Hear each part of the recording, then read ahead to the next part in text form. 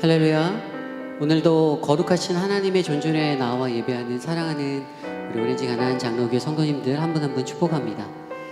한 주의 시간을 돌아보며 오늘 이 아침에 하나님, 내가 여기 있습니다. 내가 주님의 달고 오며 하신 그 말씀 앞에 섭니다. 오늘 주님의 그 은혜를 나에게 내려주시옵소서. 우리 시간에 함께 기도하고 우리 찬양하며 예배의 자리로 나가기 원합니다. 기도하시겠습니다.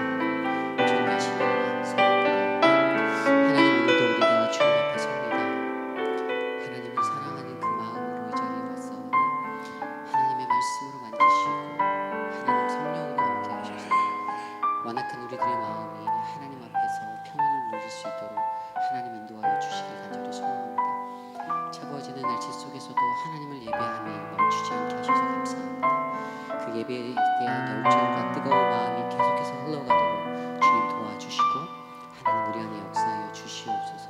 감사를 드립니다. 주님, 사랑의 하나님 감사합니다. 2020년도 이제 한 달 정도밖에 남지 않았습니다. 지금까지 우리를 지켜주신 그 하나님의 은혜가, 하나님의 그 사랑하심이, 하나님 계속해서 우리와 함께 동행하고 있음을 인하여 감사를 드립니다. 주님, 오늘 이 시간에 거룩한 하나님의 얼굴을 구하며 예배합니다. 신령으로 진정으로 예배하는 각 사람의 마음 가운데 성령 하나님 임재하여 주시고 하나님 만나고 기뻐하며 감동할 수 있는 그러한 예배 될 수 있도록 역사하여 주시옵소서.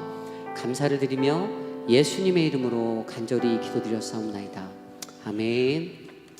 우리 시간에 힘차게 박수치며 찬양하기 원합니다. 갈 길을 밝히 보이시니 찬양하겠습니다.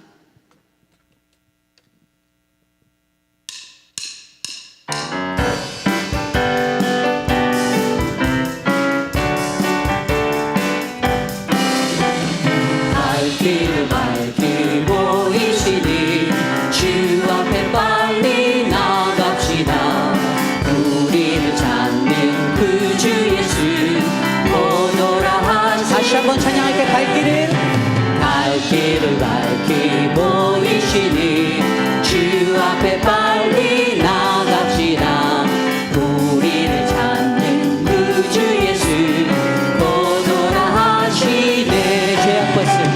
죄악 벗은 우리 영혼이 기뻐 뛰며 주를 보겠네. 하늘에 계신 주 예수를 영원히 섬기니 우리를 오라 하시는 말 기쁘게 듣고 순종하세. 구주를 믿기 지체 말고 속속히 나가세. 죄악 벗은 우리 영혼이 기뻐 뛰며 주를 보겠네. 하늘에 계신 주 예수를 영원히 섬기니 주 오늘 여기 계시오니 나와서 주의 말씀 듣세. 듣기도 하며 생각하니 참 들리시로 믿으십니까? 죄악 벗은 우리 영혼이 기뻐 뛰며 주를 보겠네. 하늘에 계신 주 예수를 영원히 죄악 벗은 우리 영혼이 기뻐 뛰며 주를 보겠네. 하늘에 계신 주 예수를 영원히 섬기니 우리 영광의 박수 하나님께 올려드립니다. 아멘.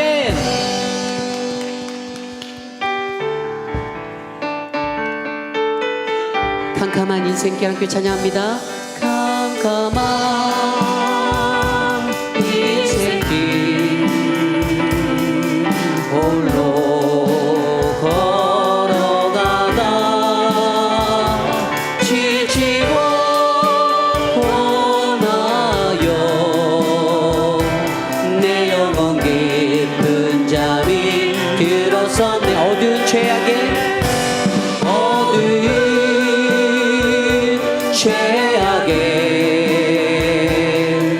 길을 걸어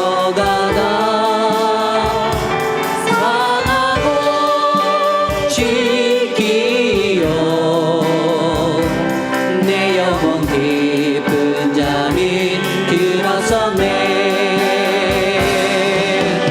내 영혼 어둠 속에 방황할 때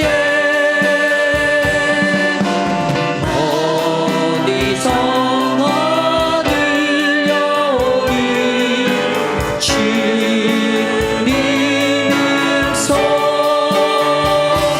깨어나 일어나라 달리다 일어나라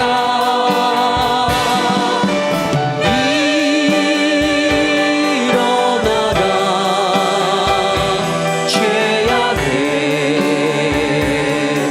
잠자던 영혼아 달리다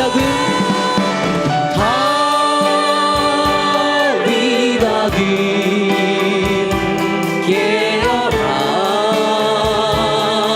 일어나 걸으라 어둠이 물러가고 새날이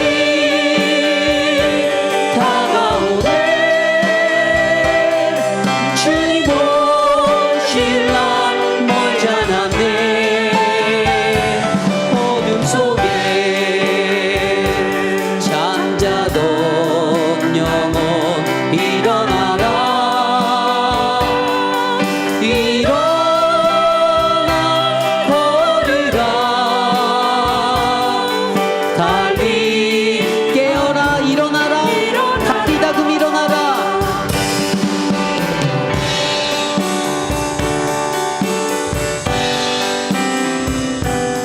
아멘 할렐루야. 우리 마지막 찬양 함께 찬양 드리시겠습니다. 달고 오면 그 말씀.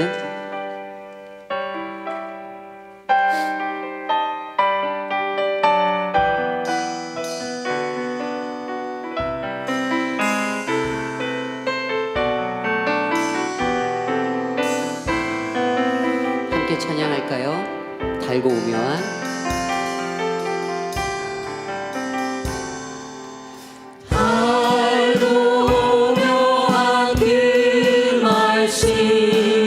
생명의 말씀이 귀한 그 말씀 진실로 생명의 말씀이 나의 길과 길 밝히 보여주니 아름답고 귀한 말씀 생명샘이로다 아름답고 귀한 말씀 생명샘이로다 귀한 그 말씀 나의 노래됩니다. 귀한 그 말씀 내 노래 제목이 되도다 제목이 되도다 모든 사람의 복주는 생명의 말씀이 값도 없이 받아 생명 길을 가니 아름답고 귀한 말씀 생명샘이로다 아름답고 귀한 말씀 생명샘이로다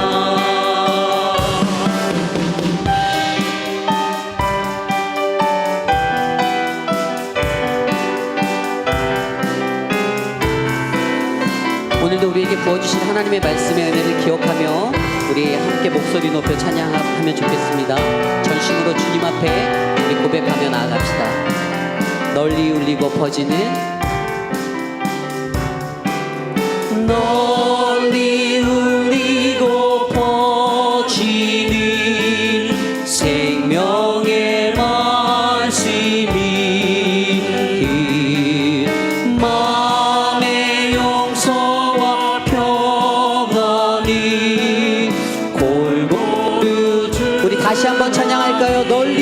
퍼지는 널리 울리고 퍼지는 생명의 말씀을 믿으십니까?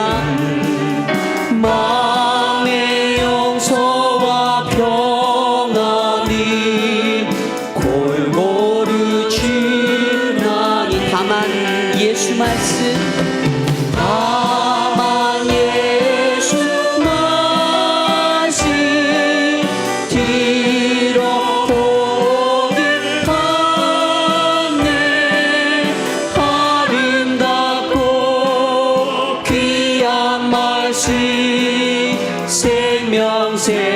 생명샘이로다 아름답고 귀한 말씀 생명샘 다만 예수 말씀으로다 다만 예수 말씀으로 보기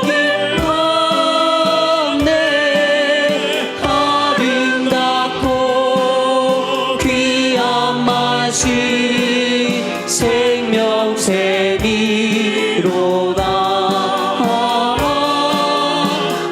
아름답고 귀한 말씀 생명샘이로다 아름답고 목소리로 아름답고 귀한 말씀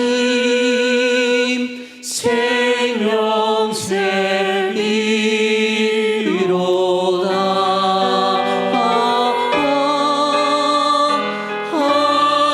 아름답고 귀한 말씀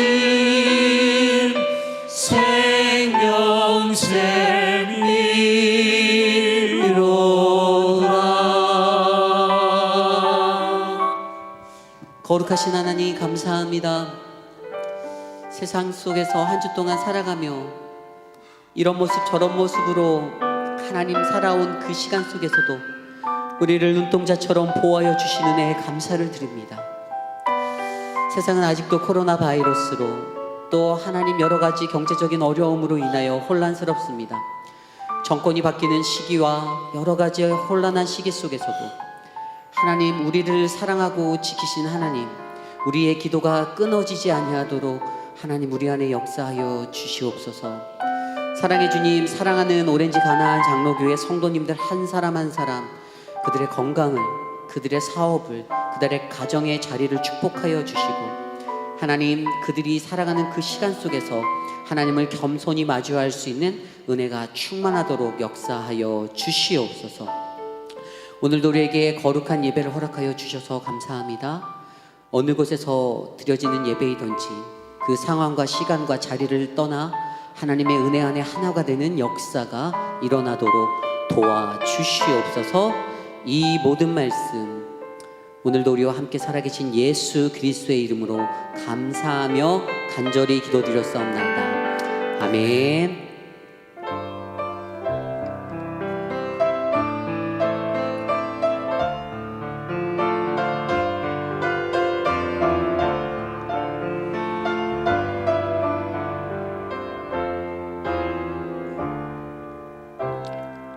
참으로 존귀하신 하나님 아버지, 사랑하는 하나님 아버지 앞에 예배를 올려드립니다.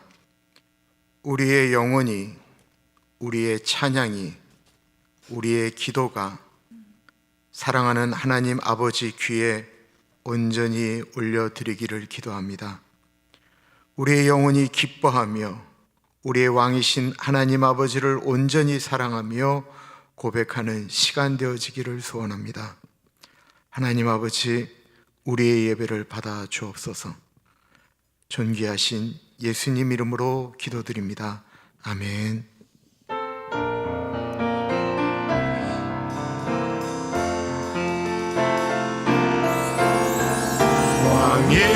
왕이신 나의 하나님, 내가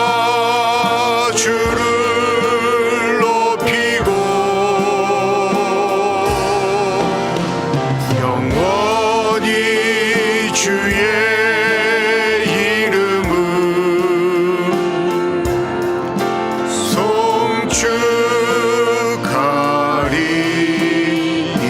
송축하리이다.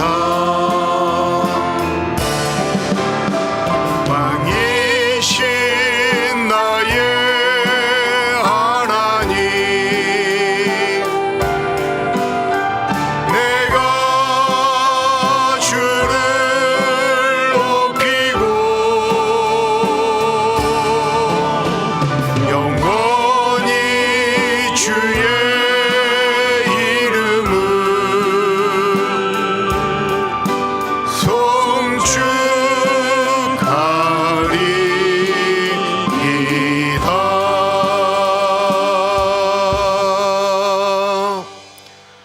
사도신경으로 우리의 신앙 고백드립니다.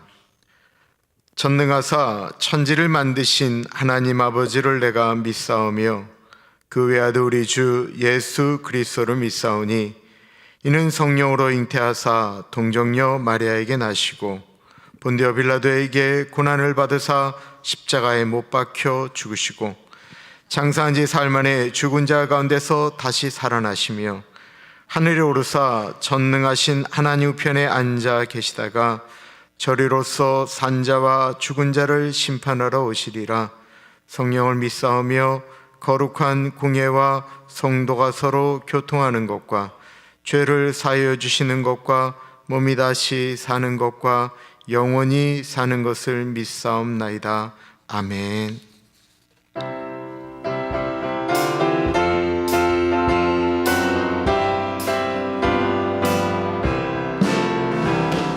주의 곁에 있을 때 마음이 든든하오니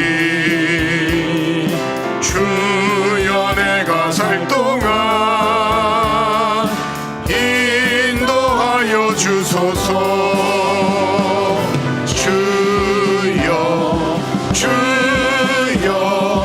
나를 인도하소서. 빠른 세상 살 동안 주여 인도하소서. 피난처인 예수여 세상 물결 험할 때 크신 은혜 베푸사 나를 숨겨주소서. 주여 나를 인도하소서. 빠른 세상 살 동안 주여 인도하소서. 세상 꿈 빠진 후 영화로운 나라와 눈물 없는 곳으로 들어가게 하소서. 주여 나를 인도하소서. 빠른 세상 살 동안 주여 인도하소서.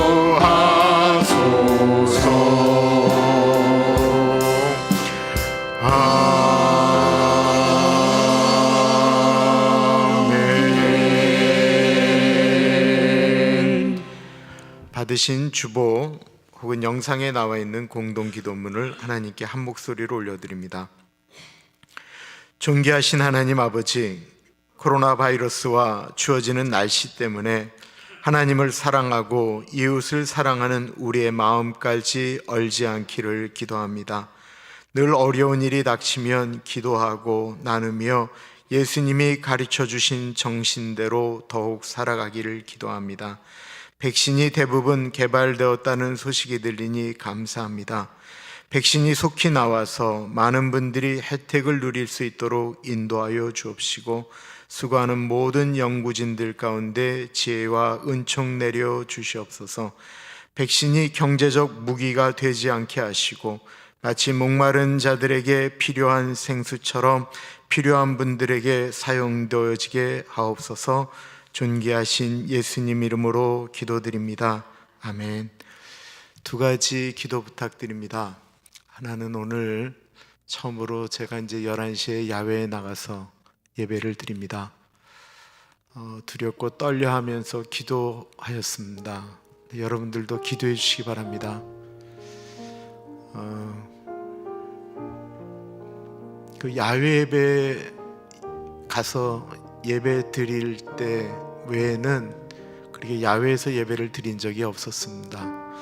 많은 분들이 고생해서 텐트도 치고 그랬는데 그 안에서 더 자유롭게 하나님 경험할 수 있도록 기도를 부탁드리고요. 또 다른 하나는 우리 회개기도 하겠습니다. 우리가 너무 막 살았던 것 같다라는 생각이 듭니다. 하나님 앞에 우리가 신실했는가 고민하게 됩니다. 회개합시다. 하나님이 이 땅을 고쳐주시도록 우리 회개기도하며 나아갑시다. 두 가지 기도하겠습니다. 기도합니다. 존귀하신 하나님 아버지, 오늘부터 우리가 야외에서 예배를 드리게 됩니다. 하나님 그 예배 가운데 갇혀여 주시고 하나님 은혜 주시기를 기도합니다. 성령 하나님 아버지, 익숙하지 않지만 그 예배를 통해서 더 성령 하나님 만지시는 은혜를 경험할 수 있도록 하나님 아버지 갇혀여 주십시오. 하나님 아버지, 예배 가운데 역사하시는 하나님을 더 경험하기를 기도합니다. 하나님 아버지, 우리 예수 믿는 사람들이 너무나도 함부로 살지 않았나 생각하게 됩니다. 하나님 아버지, 우리 한 사람 한 사람을 만져주시기를 기도드립니다. 하나님 만나주시기를 기도합니다. 하나님 아버지, 우리가 정말로 주님 앞에 주님의 자녀로 주님의 백성으로 바르게 살았는지를 기도하게 됩니다. 우리도 혹시 육신의 정욕을 따라 살지는 않았는지, 안목의 자랑과 이생의 자랑을 위해서 살아가지는 않았는지 하나님 아버지 기도합니다. 이 시간에 용서하여 주시고 예수의 보혈로 씻겨주시고 회복시켜 주시는 주님의 은혜가 있기를 기도합니다. 하나님 아버지, 동일하신 주님의 은혜로 우리를 만져주시기를 기도합니다. 주님의 보혈의 은혜를 우리 아버지 우리에게 허락하여 주십시오.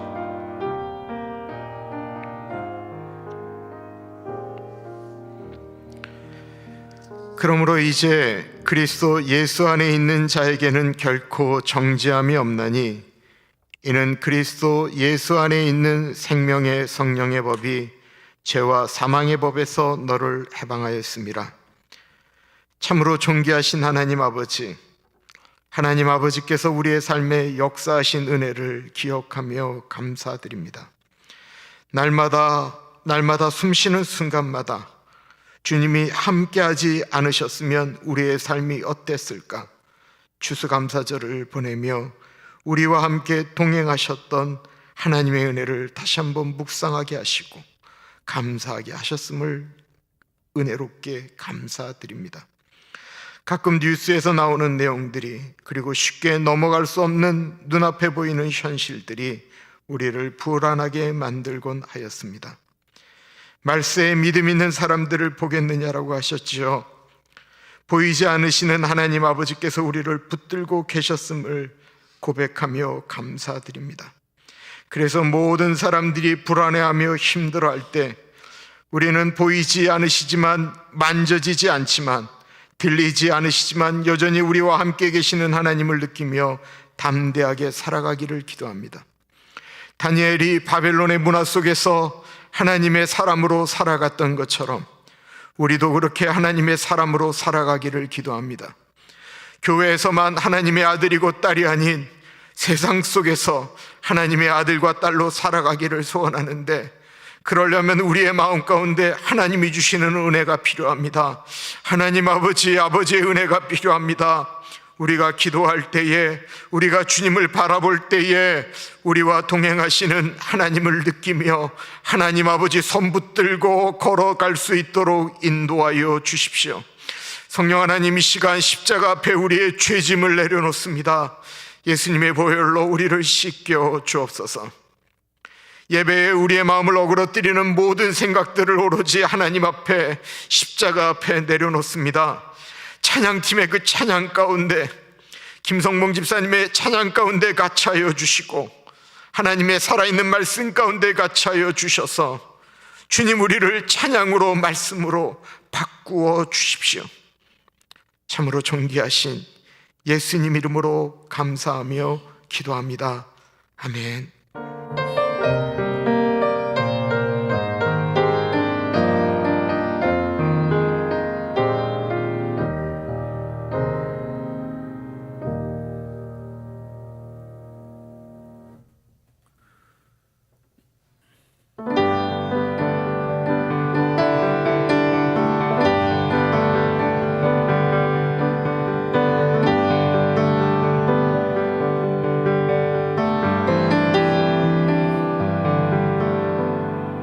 세상 모든 민족이 구원을 얻기까지 쉬지 않으시는 하나님, 주의 심장 가지고 우리 이제 일어나 주 따르게 하소서. 세상 모든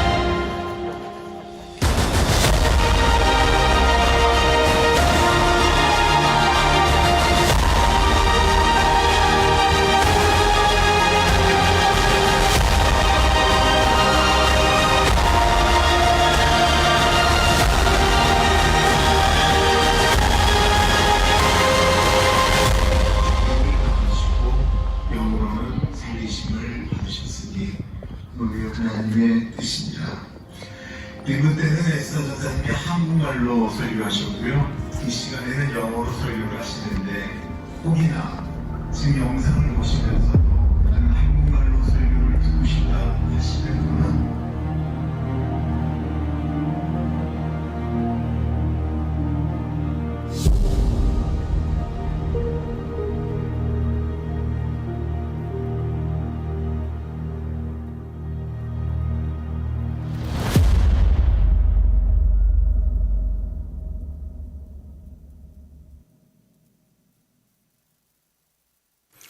몇 가지 광고 말씀드릴게요. 일부 예배를 드리신 것이 10시 45분부터 11시 예배에 동일하게 2부로는 10시 45분부터 온라인으로 나갑니다. 그리고 현장에서는 11시부터 야외에서 예배를 드립니다. 이거는 실시간으로 영상이 나가지를 않습니다. 그래서 11시 예배에 참석하기를 원하시는 분들은 따뜻하게 입고 오셔야 됩니다. 또한 차 안에서도 예배를 드릴 수가 있겠습니다. 차를 주차장에 파킹을 하시면 FM 주파수 97.7에 맞추면 차 안에서 현장에서 똑같이 예배 드리듯이 같은 소리를 들으면서 예배 드릴 수 있겠습니다.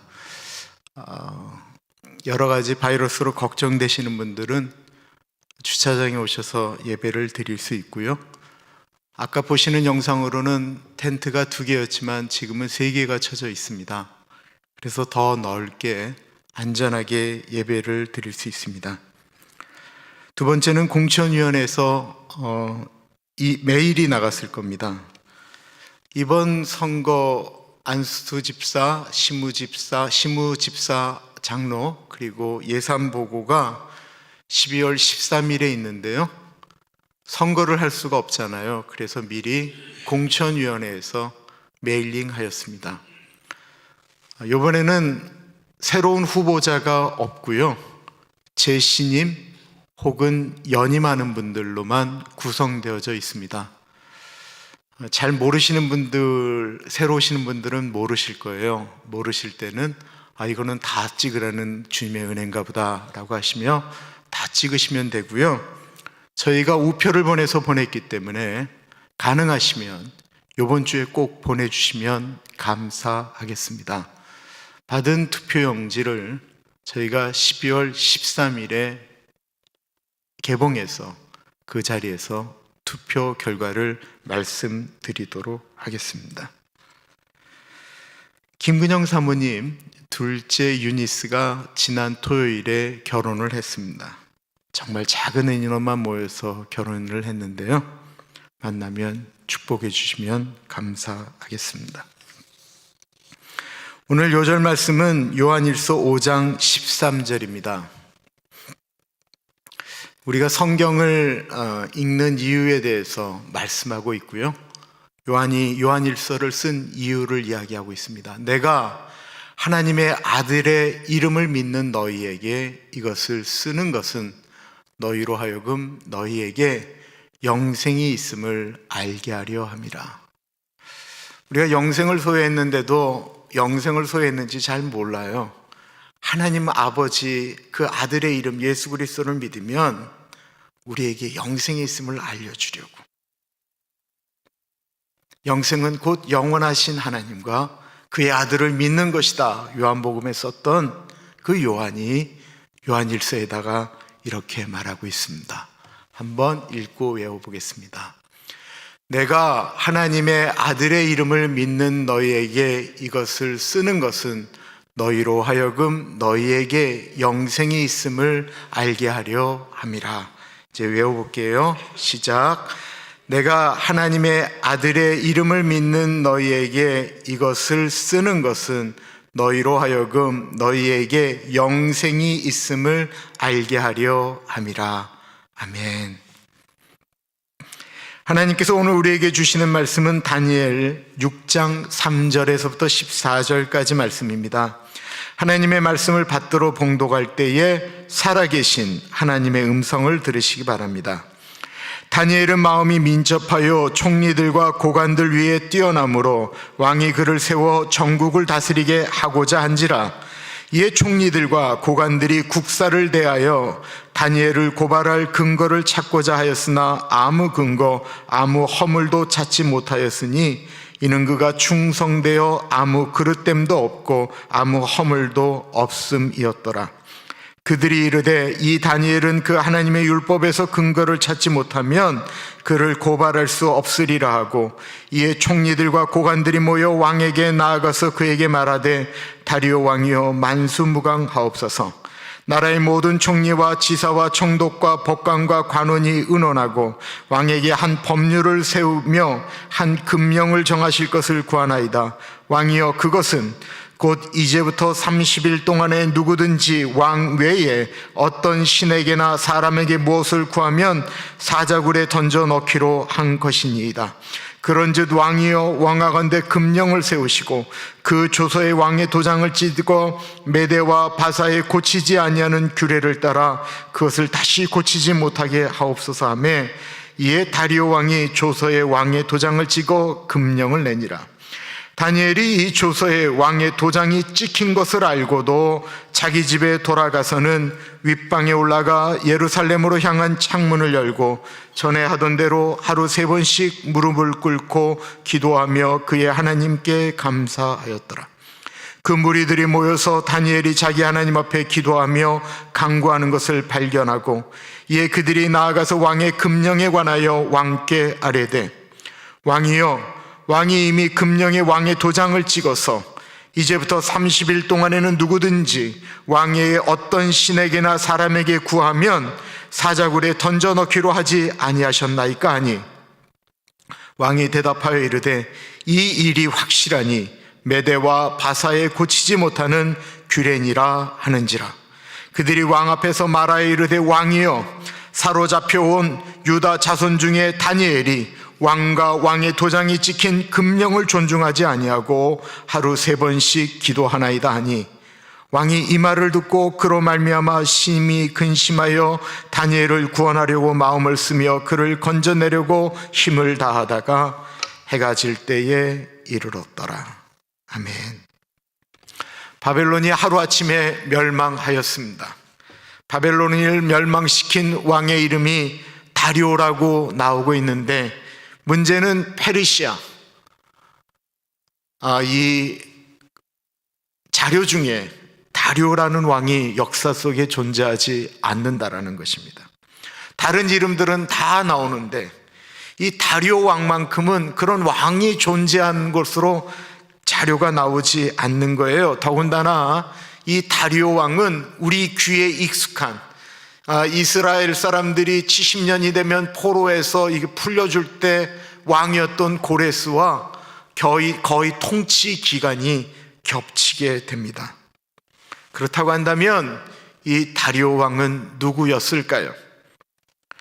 유대의 역사학자 요세푸스에 의하면 당시 메대와 바사의 왕은 고레스 왕이었다라고 합니다.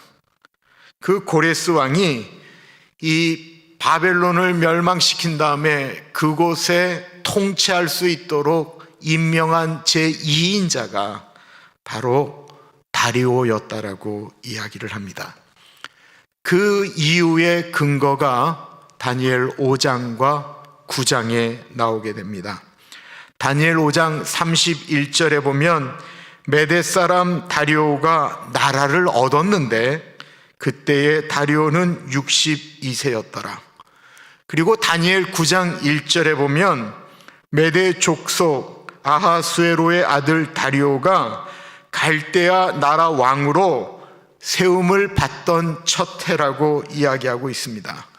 5장에는 나라를 얻었다라고 이야기하고 있고요, 9장에는 왕으로 세움을 얻었다라고 하는 이것 때문에 고레스 왕에 의해서 다리오가 갈대아 지방의 왕으로 추대되었다라고 이야기하는 것입니다.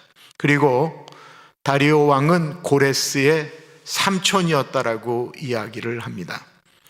그리고 고레스는 삼촌이었던 다리오의 딸과 결혼을 하게 됩니다.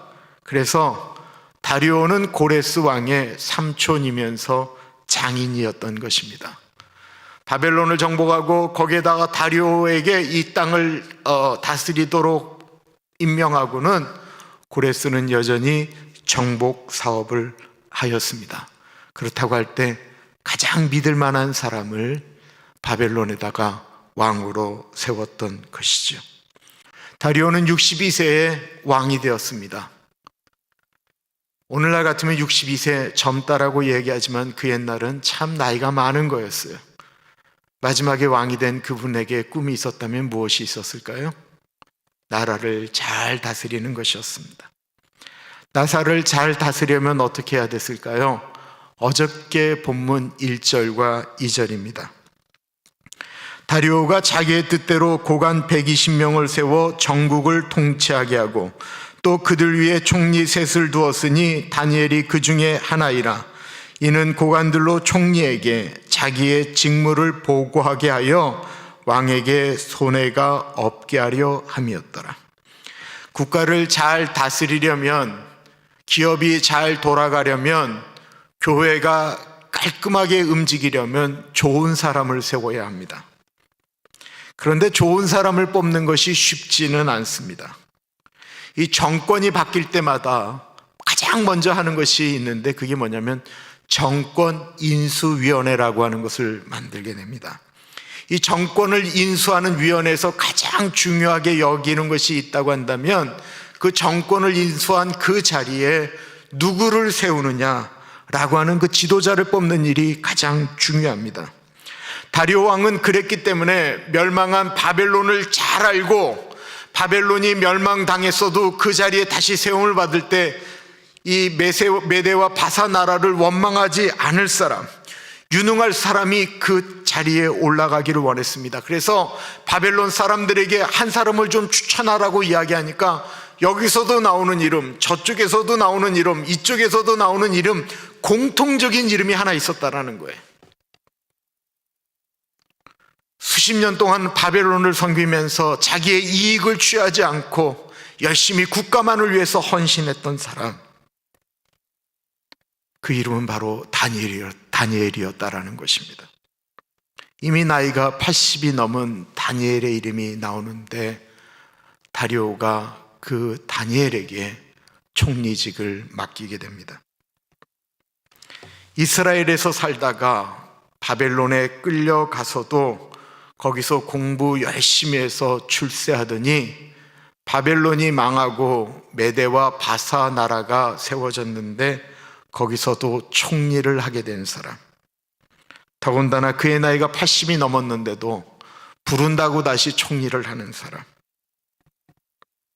다니엘은 속도, 배알도 없는 사람인가요? 다니엘은 그런 사람이 아니었습니다. 다니엘은 바벨론이 메대와 바사를 멸망시킨 것을 바벨론이 멸망시켰다라고 생각하지 않고 하나님의 계획이었다라고 믿은 것이죠. 그는 바벨론의 마지막 왕 벨살살이 잔치를 베풀 때 그 손이 가서 썼던 글을 보면서 이거는 하나님의 계획이구나 라고 하는 것을 알았던 것입니다. 그리고 오늘 본문처럼 그는 기도하는 사람이었습니다. 그는 기도하면서 본인을 총리로 부를 때 이것은 하나님의 뜻인 것을 알았고, 그가 늙었지만 그렇게 나아가면 포로로 잡혀있던 유대 사람들에게 도움이 될 것이다라고 생각하였습니다. 다니엘이 살았던 시대를 한번 생각해 보십시오. 요한계시록에 적그리스도가 나타나는 그곳을 가리켜, 그 지명을 가리켜 일반적으로 바벨론이라고 이야기를 칭하였습니다.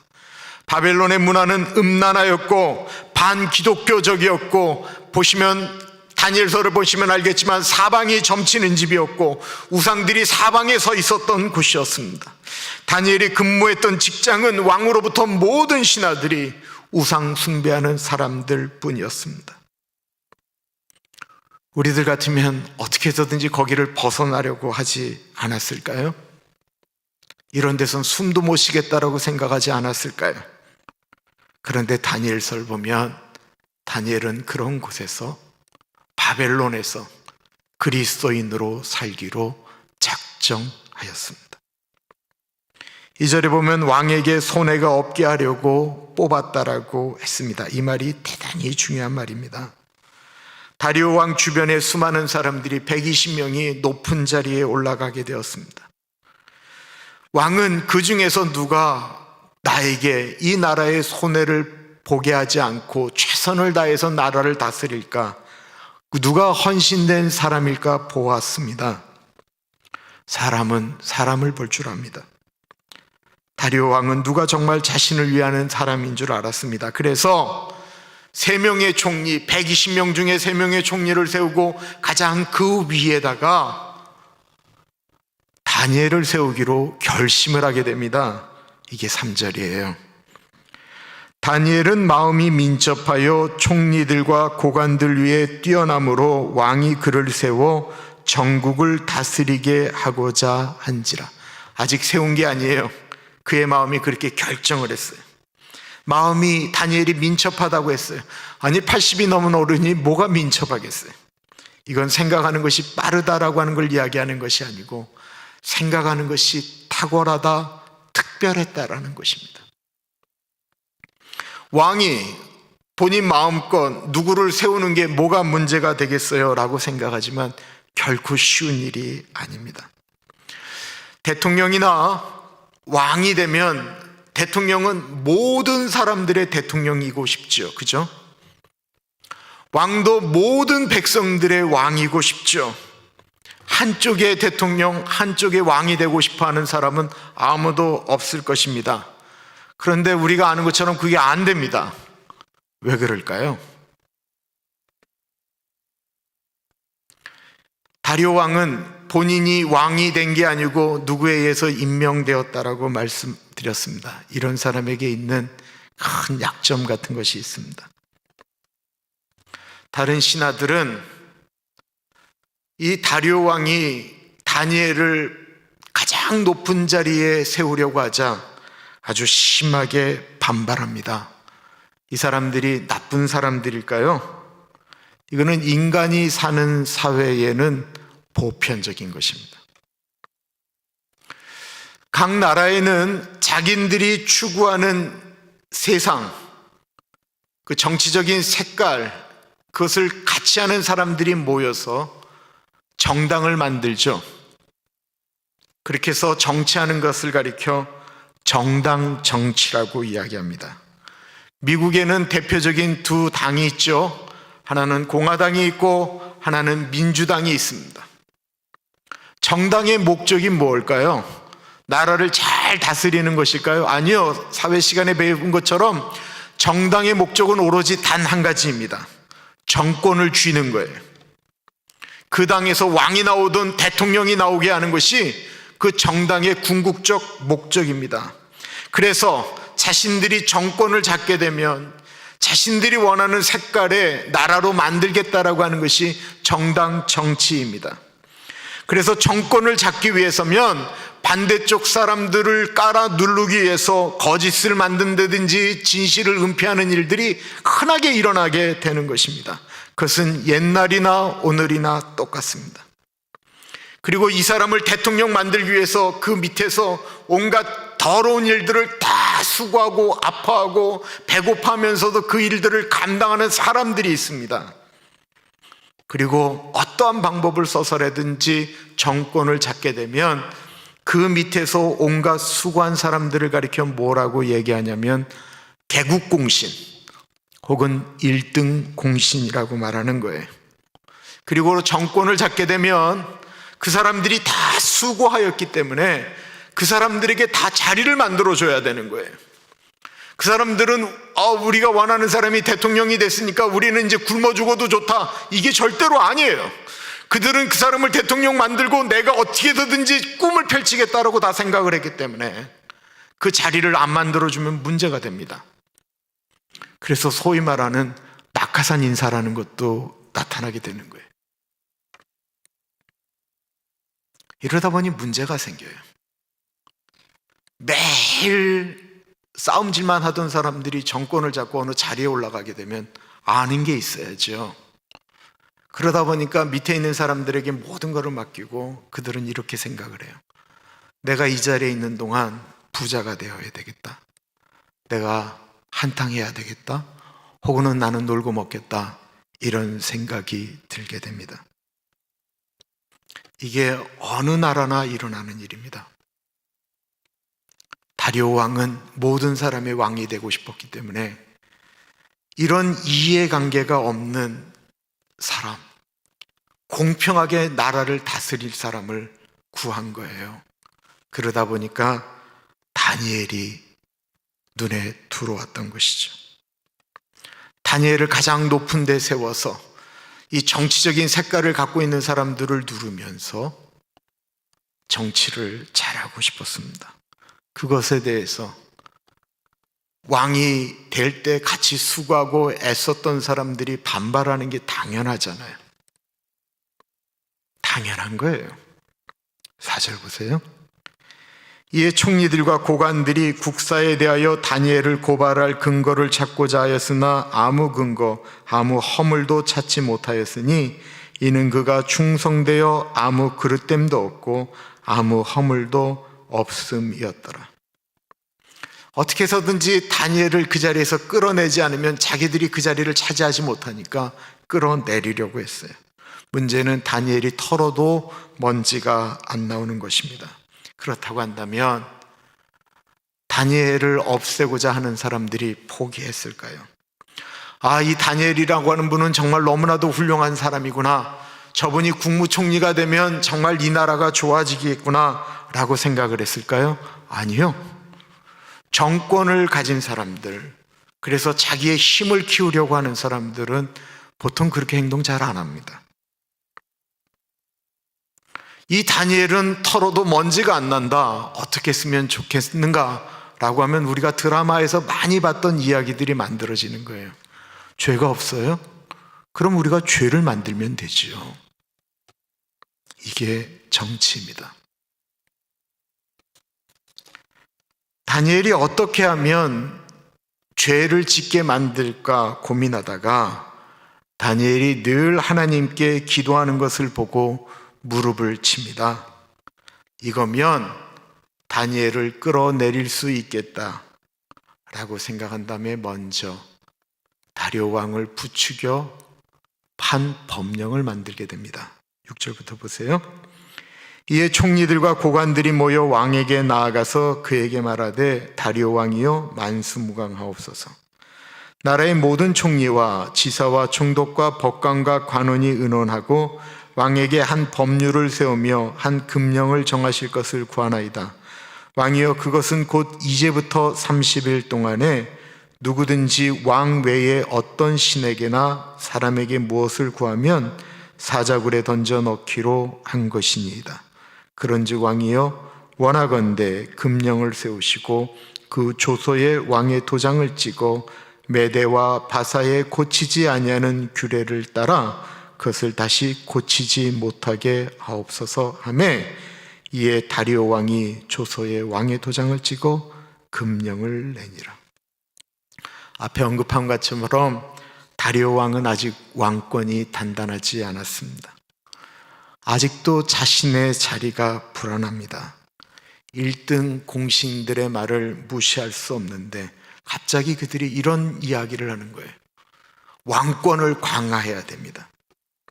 그렇게 하기 위해서는 먼저 한 달 동안은 어떤 신이든지 어떤 사람에게든지 무엇이든지 기도하거나 빌지 못하고 오로지 왕, 다리오 왕에게만 구하고 절할 수 있도록 법령을 만듭시다. 왕이 그 얘기를 들으니까 얼마나 좋아요. 본인이 원하는 것을 신하들이 이야기해 주니까 너무 기쁩니다. 그래서 이 사람들이 갑자기 왜 이렇게 돌변했지? 라는 생각도 하지 않고 좋지 그러고 도장을 찍었다라는 거예요. 이제 다니엘을 묻어뜨릴 수 있는 법이 만들어졌습니다. 털어도 먼지가 안 나던 다니엘이 죄를 짓게 되는 법이 만들어진 것입니다. 12절을 보겠습니다. 이에 그들이 나아가서 왕의 금령에 관하여 왕께 아뢰되 왕이여 왕이 이미 금령에 왕의 도장을 찍어서 이제부터 30일 동안에는 누구든지 왕 외에 어떤 신에게나 사람에게 구하면 사자굴에 던져 넣기로 하지 아니하였나이까 하니 왕이 대답하여 이르되 이 일이 확실하니 메대와 바사에 고치지 못하는 규례니라 하는지라. 이들은 다니엘을 잡아넣기 전에 먼저 왕에게 다시 한번 확인을 합니다. 왕이시여, 분명히 왕께서 이런 법을 만드셨죠. 이게 진짜 누구든지 바꿀 수 없는 법이지요?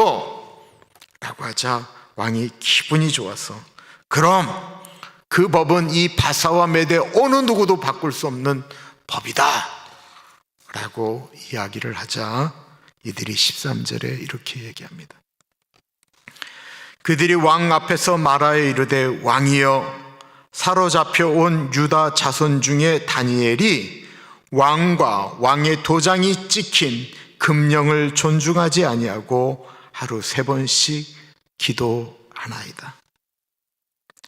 이들의 말에는 이들이 다니엘을 얼마나 미워했는지 그 이야기가 들어가 있습니다. 앞에 언급한 것처럼 다니엘은 바사와 메대 지역의 왕 밑에 가장 높은 3명 중에 한 사람입니다. 총리였던 거예요.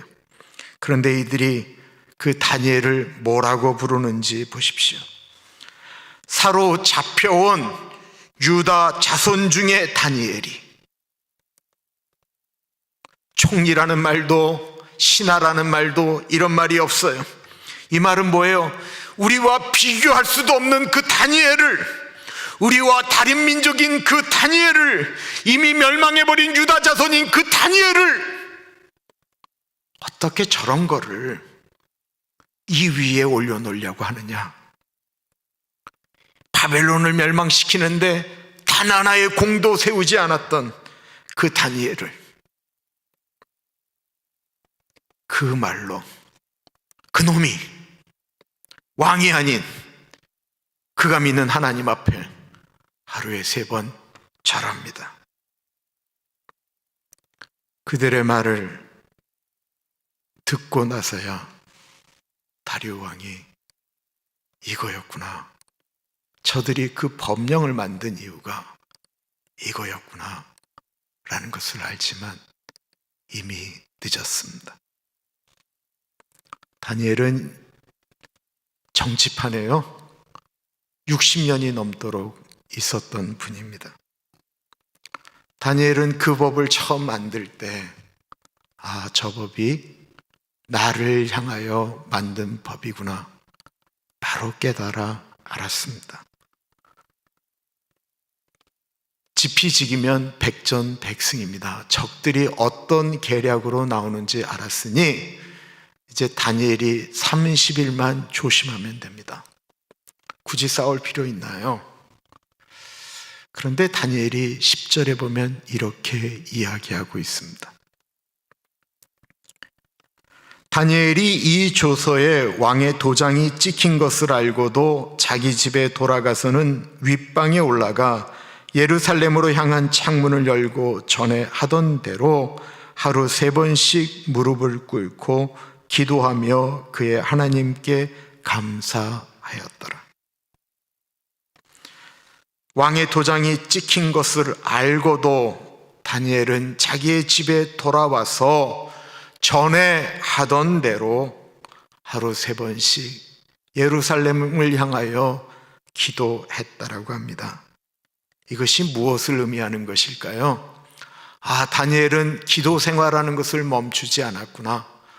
그렇게 사자굴에 던지려면 던져라 라고 하면서 담대하게 행동했구나 라고 하는 것을 의미하는 것일까요? 이 10절은요 기도의 중요성을 다루고 있는 말이 아닙니다. 이 10절은 누가 다니엘의 주인이냐라고 하는 것을 다루고 있는 말입니다. 다니엘은 지금까지 누구를 자신의 삶에 주인으로 섬기며 살았는가를 보여주는 것입니다. 다니엘은 정권이 바뀌어도 충성했습니다. 하나님 안 믿는 왕들을 그냥 섬긴 것이 아니고요, 최선을 다해 섬겼습니다. 자신을 포로로 잡아온 왕의 이름이 느부갓네살 왕이었어요. 그 느부갓네살 왕이 한 꿈을 꿨는데 그 꿈은 7년 동안 그가 짐승처럼 밤이슬 맞으면서 독수리처럼 그 발톱을 키우고 그 머리를 자르지 않은 채 짐승처럼 살아가는 꿈을 해석을 할 때에 다니엘이 뭐라고 이야기합니까? 왕이시여, 이 일이 왕에게 일어나는 것이 아닌 왕이 원수에게 일어나기를 간절히 바랍니다. 이 다니엘이 자기의 원수 느부갓네살을 섬길 때 그는 그런 마음으로 섬겼습니다. 다리오 왕을 섬길 때도 그는 최선을 다했습니다. 왕이 계속 바뀌고 정권이 바뀔 때마다 그가 섬겨야 하는 보스가 바뀌게 되었습니다. 그런데 세상의 보스는 바뀌었지만 단 한 번도 바뀌지 않았던 하늘 위에 보스가 계셨다라는 것입니다. 그분이 누구입니까? 살아계신 하나님 아버지였습니다. 가장 위에 있는 보스인 하나님께서 내가 느부갓네살 왕을 너의 왕으로 세웠으니 그 사람을 최선을 다해서 섬겨라.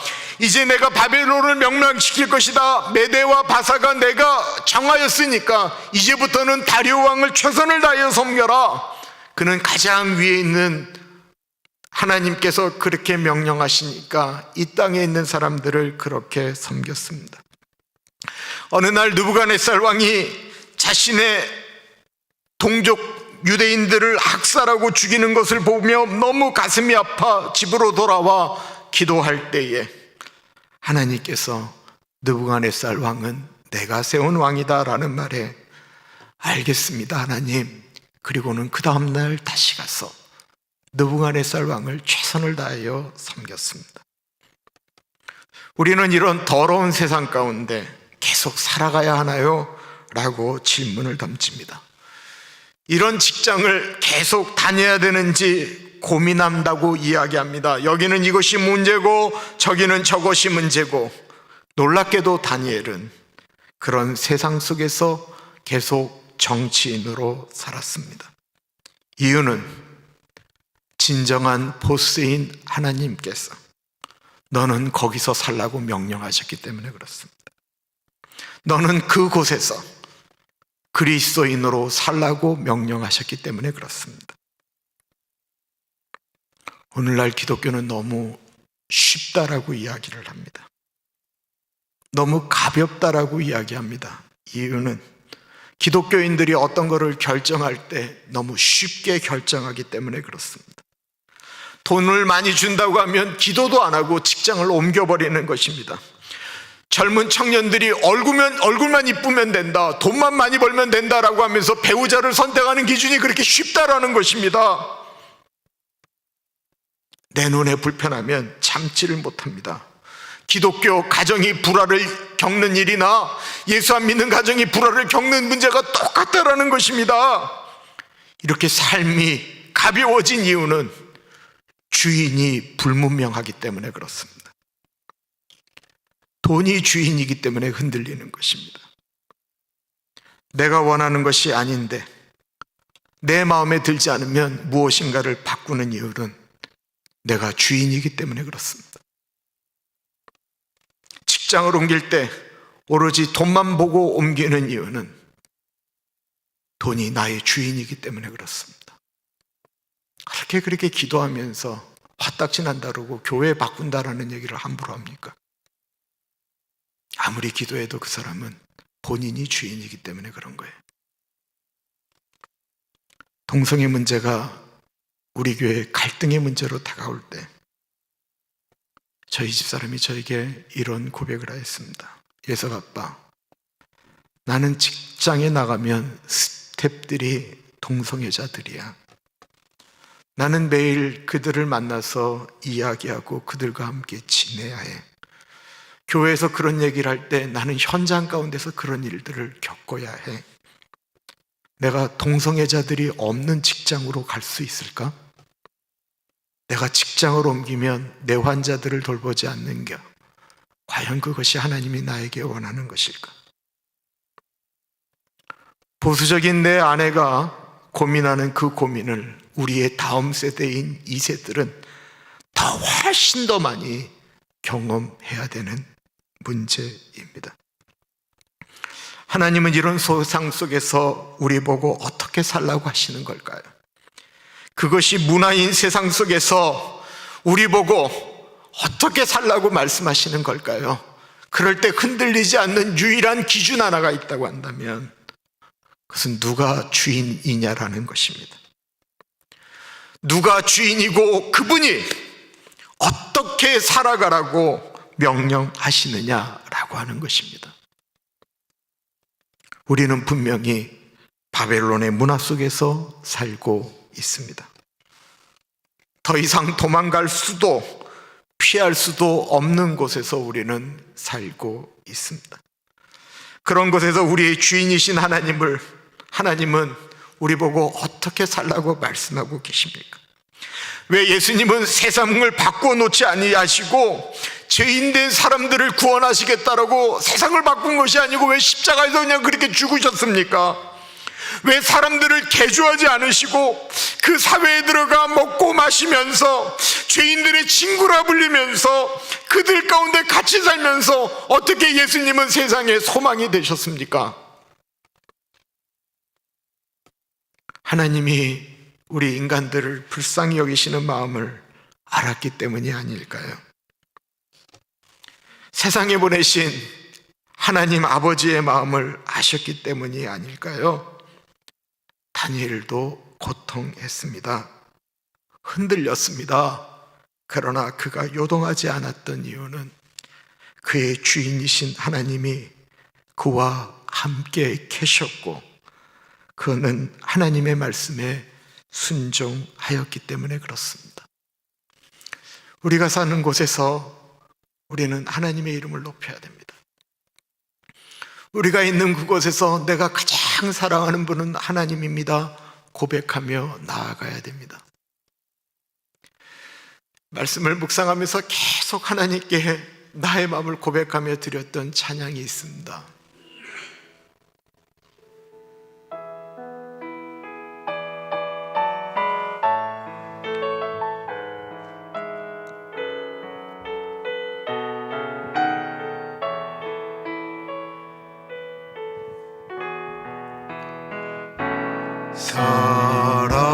사랑해요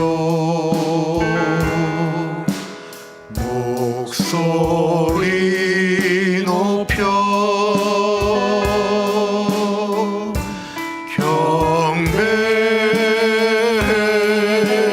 경배해요 내 영혼 기뻐 나의 왕 나의 목소리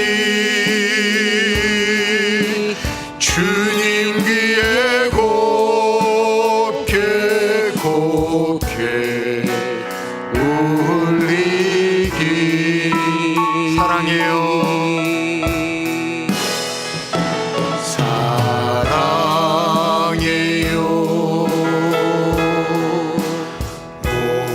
목소리 높여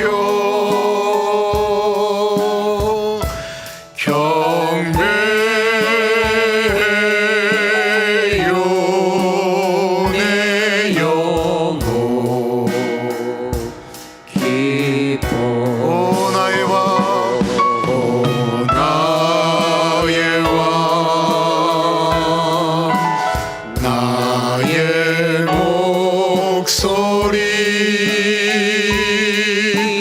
주님 귀에 곱게 곱게 울리기 사랑해요 나의 예수님 사랑해요 예수님 목소리 높여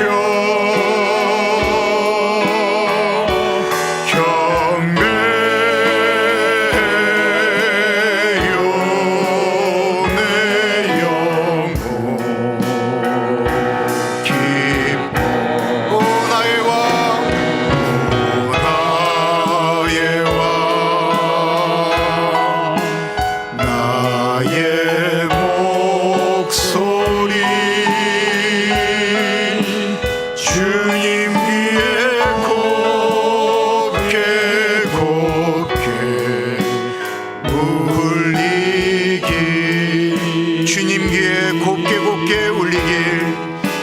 주님 귀에 곱게 주님 귀에 곱게, 주님 귀에 곱게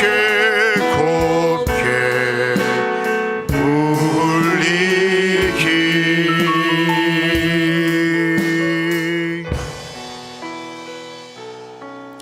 이제 우리 삶의 주인이 누군가를 다시 한번 점검합시다. 나는 누구의 명령을 들으며 살고 있습니까? 우리의 주인이시고 우리의 구원자 되신 예수 그리스도 앞에 나의 주인은 하나님 예수 그리스도이십니다 고백하며 나아갑시다. 주님, 내가 이 바벨론과 같은 세상 속에서도 내가 그리스도인으로, 주님의 백성으로, 주님의 자녀답게 살아갈 수 있게 나에게 힘을 주십시오. 기도하며 나아갑시다. 우리 같이 기도하겠습니다. 하나님 아버지, 기도합니다. 주님이 나의 주인이십니다. 주님, 내 인생 가운데 주인은 하나님 아버지이십니다. 이 바벨론 같은 인생을 살아가면서도 하나님 아버지, 이 문화 가운데서도 하나님 아버지, 나의 주인은 하나님 아버지이신 것을 고백하며 나아갑니다. 하나님 아버지, 내가 하나님이 아닌 다른 것을 주인으로 두며 살아가지 않도록 인도하여 주십시오. 내가 오로지 하나님 아버지를 주인으로 모시고 살아가는 내가 되어질 수 있도록 인도하여 주시기를 기도합니다. 아버지, 이 가나안 교회의 주인이 하나님 아버지이십니다. 우리 가정의 주인이 하나님 아버지이십니다. 내가 무엇인가를 판단할 때 결정하는 것의 그 주체가 되시고 기준이 되시는 분은 하나님의 말씀인 성경입니다. 아버지, 우리에게 고백하며 나아갑니다. 하나님 아버지, 같이 하여 주옵소서.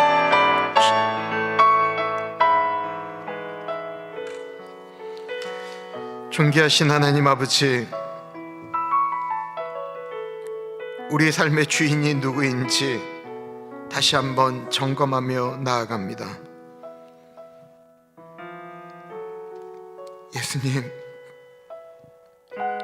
예수님이 세상의 소망이실 뿐만 아니라 나의 소망입니다. 하나님 아버지가 하늘에 계신 아버지일 뿐만 아니라 내가 살아가는 이 땅에 나의 주인이십니다. 내가 무엇인가를 결정을 할 때 내 생각이 앞서는 것이 아닌 하나님 아버지의 살아계신 성경 말씀이 결정의 기준입니다. 이 바벨론 문화 가운데 주님, 내가 아버지의 아들로 날로 살아갑니다. 주님께 드린 예물 가운데 같이 하여 주시고 이 예물이 온전히 선하게 사용되어질 수 있도록 인도하여 주시기를 기도합니다. 주님께 꽃헌금 드립니다. 이재승 장로님, 이희진 권사님 같이 하여 주시기를 기도합니다. 우리 스티븐 임 목사님, 우리 셜린 같이 하여 주시고 우리 소피아 탈리아 가운데 같이 하여 주셔서 그 가정이 선한 영향력을 미칠 수 있도록 인도하여 주시고 우리 에드윈 가운데 같이 하여 주셔서 에드윈 주변에 늘 주님께서 선한 사람들을 붙여주시기를 기도합니다. 우리 최진우 권사님, 최항목 집사님 붙잡아 주시고 두 분 건강하게 하시며 다니엘과 크리스티나 가운데, 사무엘과 빅터 가운데 같이 하여 주시고 그 자녀들을 통하여 하나님 영광 받아 주옵소서. 존귀하신 예수님 이름으로 감사하며 기도합니다. 아멘. 우리 내가 만민 중에 찬양하겠습니다.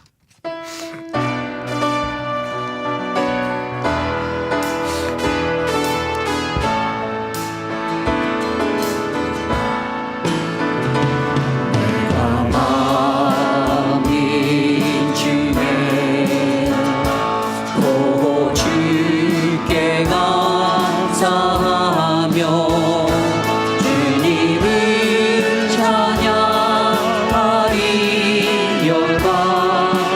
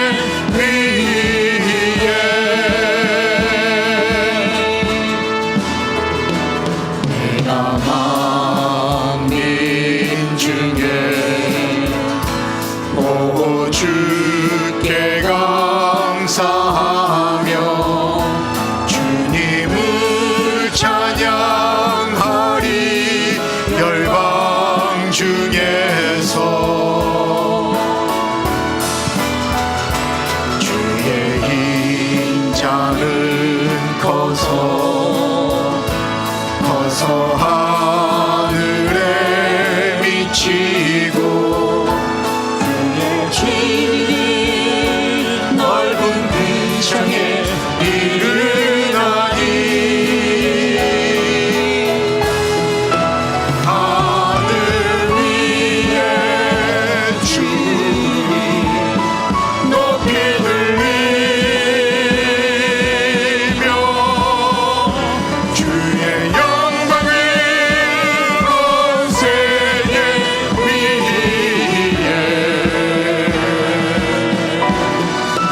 하늘 위에 주님 높이 들리며 주의 영광을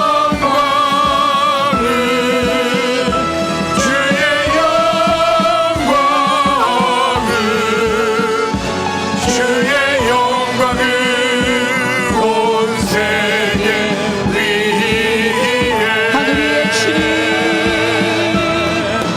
하늘 위에 주님 높이 들리며 주의 영광을 온 세계 위에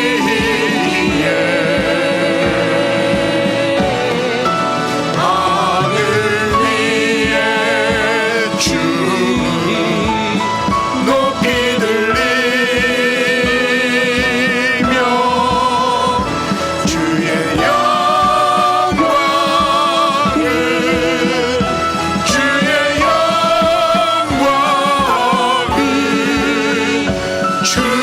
영광을 온 세계 위에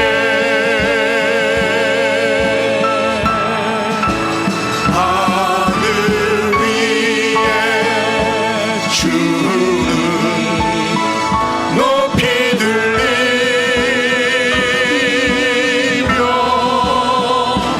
주의 영광을 온 세계 위에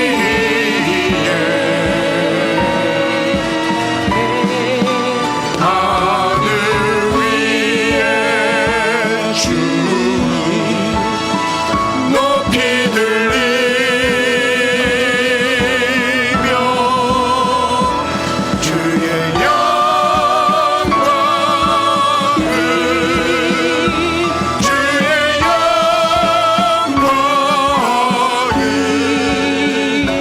주의 영광을 온 세계 위에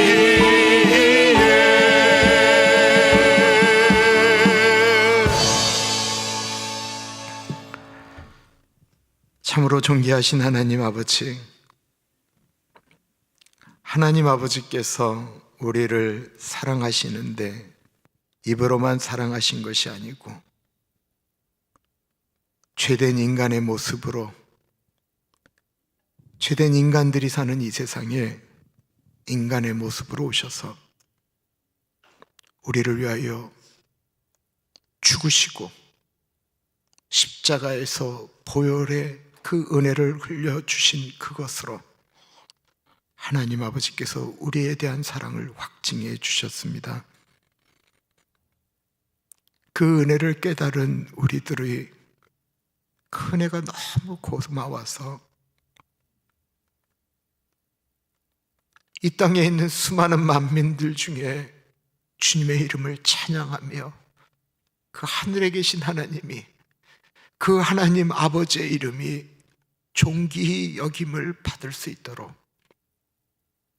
주님, 내가 여기에 지금 서 있습니다 고백하며 나아갑니다. 우리가 또 한 주간을 사는데 그곳에서 나의 주인이시고 나의 구원자 되신 하나님 아버지, 구원자이실 뿐만 아니라 내 아버지, 내 아버지의 아들로 딸로 살아가기를 기도합니다. 그냥 아들과 딸로만 살아가는 것이 아니고 하나님께서 주신 그 권세를 누리며 아버지의 뜻을 펼치며 살아가기를 기도합니다. 주님, 우리에게 힘 주십시오. 우리가 그 일을 감당할 수 있는 은혜를 우리에게 허락하여 주십시오. 그래서 주님, 다시 돌아와서 주님 앞에 주님, 내가 이렇게 살았습니다 고백하게 하여 주옵소서.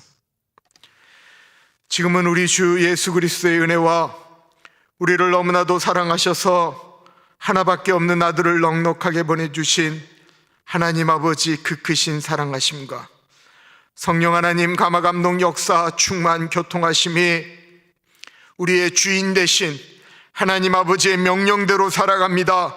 다시 한번 다짐하는 사랑하는 주의 백성들 머리 위에 지금으로부터 영원토록 같이 하시길 간절히 축원하옵나이다. 아멘.